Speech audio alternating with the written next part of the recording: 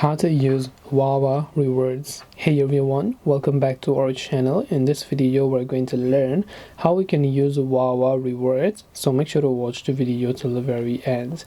If you want to use your Wawa Rewards, all you have to do is simply go ahead and then first of all make sure to launch the Wawa application that you will be able to find here.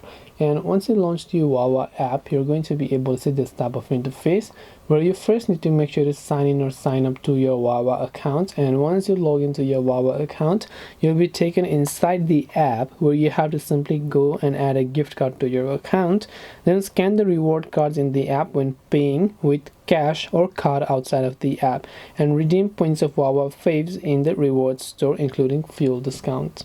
This way you can redeem points on Wawa or redeem the rewards. Hope this video was very helpful.